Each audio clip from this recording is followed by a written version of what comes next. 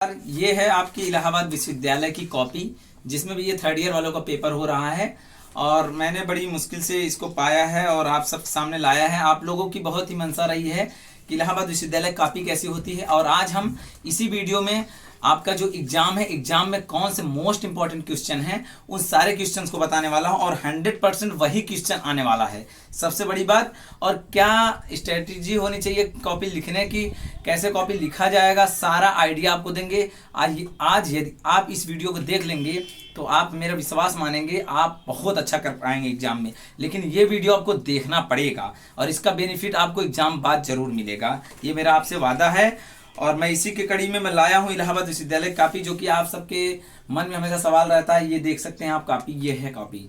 मेरा नाम है सौरभ पटेल और मैं स्वागत करता हूँ आपका अपने यूट्यूब चैनल पर। सबसे पहले मैं आपको बता दूं कि इलाहाबाद विश्वविद्यालय में जो पेपर होता है उसकी कॉपी मैंने दिखाई दी, अभी आपको और अच्छे से दिखा देता हूँ कैसे फिलअप होता है सारी चीज़ें। और उसके अलावा ये है एंशिएंट हिस्ट्री का कॉपी। एंशिएंट हिस्ट्री की अनसॉल्व कॉपी है, जिसमें आपको अनसॉल्व में बहुत सारे क्वेश्चन देखने को मिल जाएंगे। बाकी आप हमारे पास बहुत सारे डिकुमास, दर्शिता वगैरह के सारे चीज़ें सीरीज जो हैं वो देख सकते हैं, पीछे पड़ी हैं। और मैं इस वीडियो को इमरजेंसी में लाया हूँ। बहुत सारे लोगों का डिमांड है कि आप वीडियो एक लाइए जिसमें मोस्ट इंपॉर्टेंट क्वेश्चन हो उसे बताइए। तो हम एंशिएंट हिस्ट्री के क्वेश्चन, मोस्ट इंपॉर्टेंट क्वेश्चन बताने वाले हैं और वही एग्जाम में आएगा, आप जरूर पढ़ के जाइएगा। तो देखिए, ये है सबसे पहला फर्स्ट पेपर का मैं बताने वाला हूँ। फर्स्ट पेपर में आपका यूनिट फर्स्ट की जो मोस्ट इंपॉर्टेंट क्वेश्चन है, जो लगातार बनते आ रहे हैं आपके एग्जाम में, उनमें है आपका सिंधु सभ्यता।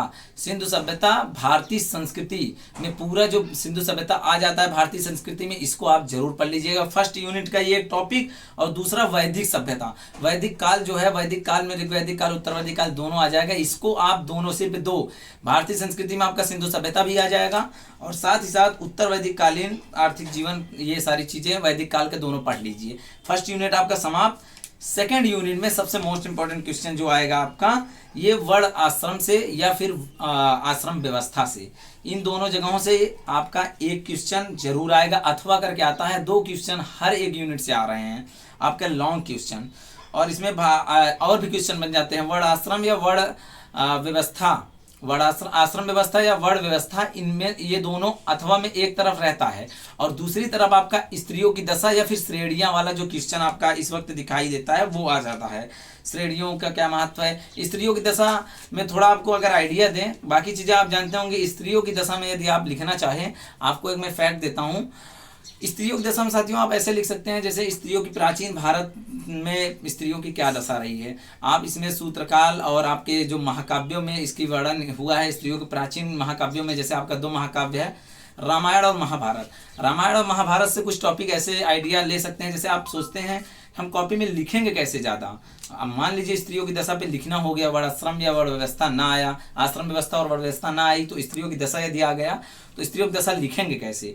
तो मैं आपको आइडिया दे दूं कि सूत्रकाल से आप कुछ चीज़ें लिख लेंगे कि स्त्रियों के प्राचीन समय में ऐसी दशा थी। उसके बाद आप लिख लेंगे, रामायण से उठा लीजिएगा, जो राम ने सीता जी को, श्री रामचंद्र ने सीता जी को एक धोबी के कहने पर उनको अग्नि परीक्षा भी करवाया, उसके बाद उनको गृह त्याग मतलब वनवास के लिए भेज दिया। तो इस तरह बाद में सीता जी ने धरती में समाहित हो गई। ये सारी धार्मिक चीज़ें भी हैं, लेकिन आप इससे एक चीज़ देख सकते हैं कि कहीं ना कहीं इतना कुछ हो जाने के बाद भी स्त्रियों की ये एक दशा थी जो कि ऐसा समझा गया उस समाज में, उस समय की समाज की मानसिकता ऐसी ही रही होगी। और सेकंड में आप महाकाव्य महाभारत में लिख सकते हैं कि आपका जो महाभारत में आपके जो युधिष्ठिर थे, युधिष्ठिर ने द्रौपदी जी को अपने जुए में हार गए थे। जो जुए हुआ था उसमें उन्होंने हार गए और बाद में उनका द्रौपदी का चिरहरण हुआ, उनके साड़ी का जो लोग इस महाभारत में आपको वर्णन मिल जाएगा।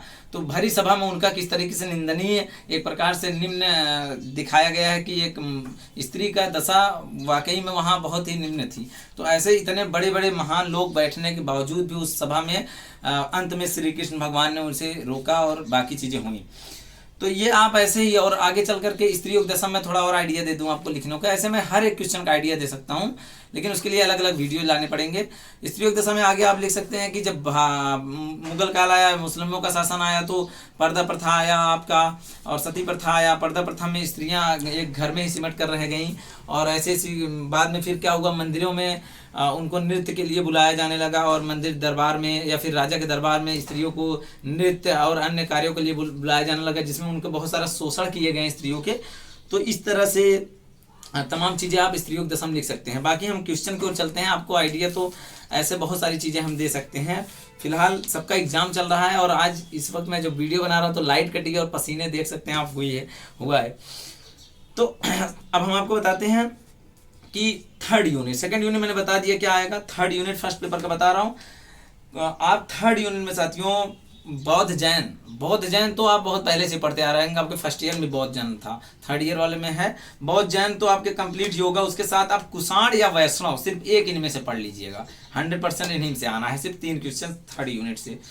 और उसके बाद फोर्थ यूनिट से आपके धार्मिक आंदोलन है एक, जो कि धार्मिक आंदोलन है भक्ति आंदोलन, यही आप पढ़ लीजिए। और शंकराचार्य, भक्ति आंदोलन, शंकराचार्य, सिर्फ ये 2 क्वेश्चन यदि आप तैयार कर लिए तो एग्जाम में आपके 100% ये दोनों में से एक कंफर्म है आना। मैंने बहुत सारे टीचर से भी मिला, प्रोफेसर से भी मिला, और बहुत सारे सजेशंस लिए, उन्होंने बहुत सारे टिक भी लगाए कि हाँ ये आ सकते हैं, ये भी उन्होंने अपना आइडिया दिया, और उसी के जरिए मैं आज वीडियो आपके सामने लाया हूँ। और जो और भी क्वेश्चन आपके माइंड में होंगे फर्स्ट यूनिट से, ये भी आ सकता है, वो भी आ सकता है, तो आप अपने अनुसार उसको तैयार कर सकते हैं। लेकिन मैं जो बता रहा हूँ ये आपको बहुत महत्वपूर्ण बता रहा हूँ। अब सेकंड पेपर की बात करते हैं। सेकंड पेपर में आपका इतिहास का अर्थ एवं प्रकृति के महत्व, इतिहास का अर्थ एवं प्रकृति के महत्व, अर्थात इतिहास ज्ञान है कि मतलब इतिहास कला है कि विज्ञान है, ये सबसे बड़ा क्वेश्चन है इतिहास के सेकंड पेपर की फर्स्ट यूनिट का, और इसे 100% तैयार कर लीजिएगा। और यहाँ से आपका एक क्वेश्चन बनना तय है फर्स्ट यूनिट से।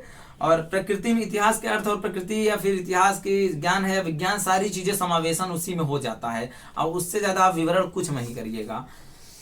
अब हम सेकंड यूनिट की बात करें सेकंड पेपर के, तो इतिहास के अध्ययन में जो प्राच्यवादी दृष्टिकोण है और मार्क्सवादी दृष्टिकोण है, और उसके साथ साथ आपका हीगल, प्राच्यवादी, हीगल और मार्क्स, टाइम भी नहीं पढ़ेंगे तब भी इन तीनों में से एक क्वेश्चन आना तय है, क्योंकि 2 क्वेश्चन साथ आते हैं अथवा करके, तो हमें एक क्वेश्चन 100% गारंटी के साथ बता रहे हैं आएगा।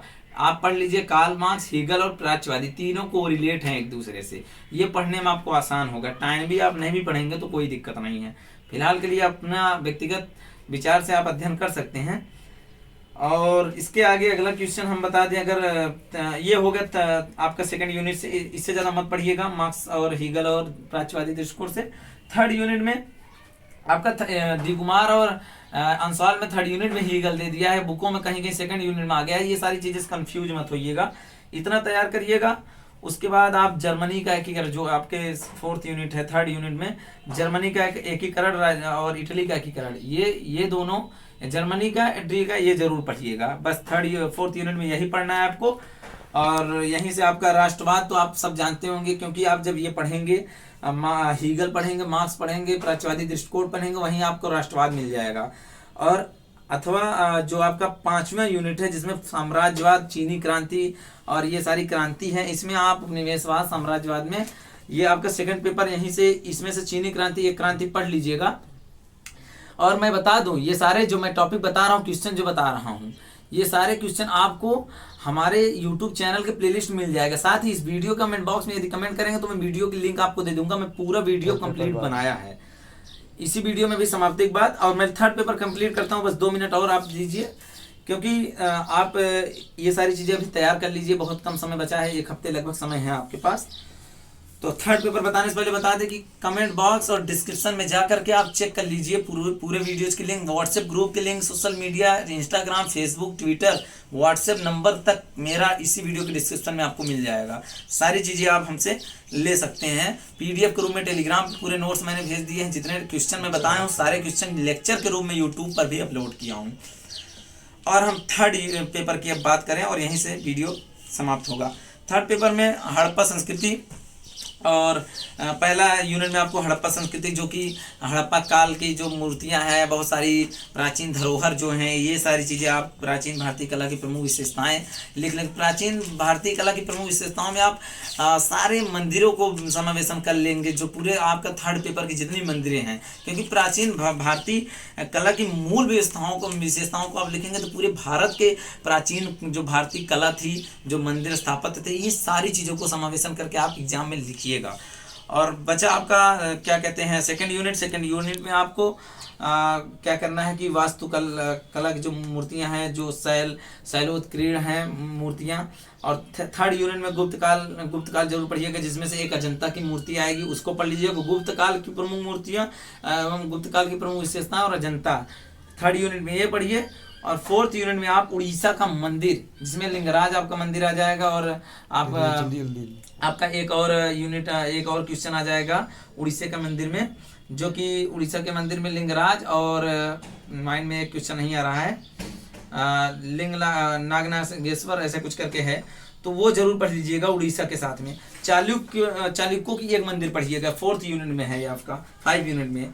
और उसके बाद हाँ, इसमें आपका आ जाएगा कि सबसे बाद में महाबलीपुरम, ये हर बार क्वेश्चन बना हुआ है, बहुत पिछले विगत वर्षों में कई बार पूछा गया है। तो महाबलीपुरम के रथ मंदिर जरूर पढ़िएगा। और यहीं के साथ आप तंजौर का बृहदीश्वर मंदिर भी पढ़ लीजिएगा, बहुत विशाल मंदिर है। और बाकी चीज़ों में आपको बहुत ज़्यादा कुछ पढ़ना नहीं है साथियों, बहुत ही सिंपल आप एग्जाम दीजिए। और मैं फिर से एक बार आपको यहाँ पे कापी का नज़ारा दिखा देता हूँ फिर से। इसमें आपको नाम सबसे पहले पेज पर कुछ चीज़ें भरनी होगी। ये आपकी जो है कापी है इलाहाबाद विश्वविद्यालय की, देख लीजिए। ये आपकी बीएससी की कॉपी है। आपकी बीए कॉपी की जो साइज है सेम इसी साइज का रहता है। A4 साइज का जो आपका 2 कॉपी वाला पेपर आता है उससे थोड़ा पतला है, हल्का पतला है, 19-20 करके, और लंबा तो उतना ही है। बाकी आप ये कॉपी देख ही सकते हैं। मैंने आप लोगों के लिए ये वीडियो लाया बहुत इंपॉर्टेंट समझ करके। और मैं कुछ चीज़ें और आपको बताता हूँ। वीडियो मास्टर जो हमारे वीडियो बना रहे थे और बहुत जल्दी में थे, ड्यूटी पे जा रहे हैं ये भी। और यहाँ से देखिए तुरंत चाबी उठा रहे हैं बाइक की। मैंने वीडियो बहुत जल्दी से बनाया। और ये सारे चीज़ें यहाँ देखिए पढ़ाई वाली चीज़ें लगी हुई है। और ये मैंने बुक आपको दिखाया इलाहाबाद विश्वविद्यालय कॉपी किस तरीके से होती है।